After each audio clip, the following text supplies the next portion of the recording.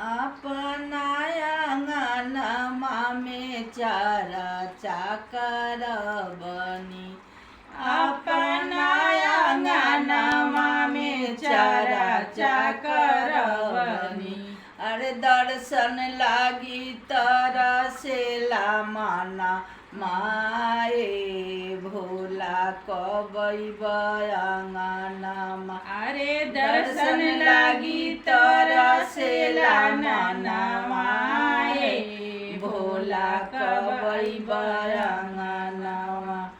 सोने सुराही गंगा जल पानी।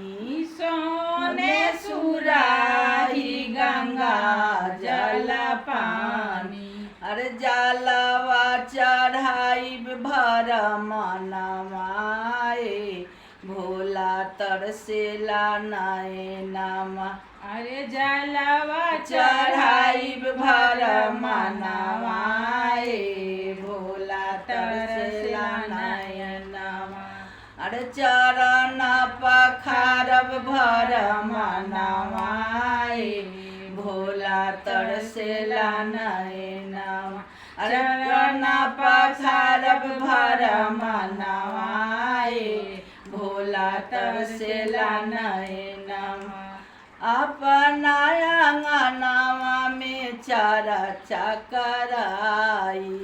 अपना आंगनमा में चारा चकराइब। अरे दर्शन लागी तरसेला मनमाए भोला कबैब आंगनमा। अरे दर्शन लागी तरसेला मनमाए भोला कबैब आंगनमा। सोने के प्रात में भंगिया धतुरवा। सोने के प्रात में भंगिया धतुरवा। अरे भोगावा लगाइब भर मनमाए भोला कबैब आंगनमा। अरे भोगावा लगाइब भर मनमाए भोला कबैब आंगनमा। अरे दर्शन लागी तरसेला मनमाए भोला कबैब आंगनमा। अरे दर्शन लागी तरसेला मनमाए भोला कबैब आंगनमा। अपना आंगनमा में चारा चकराइबो।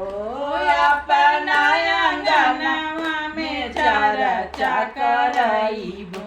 अरे दर्शन लागी तरसेला मनमाए भोला कबैब आंगनमा। अरे दर्शन लागी तरसेला मनमाए भोला कबैब आंगनमा। कंचन थाल कपूर के बाती।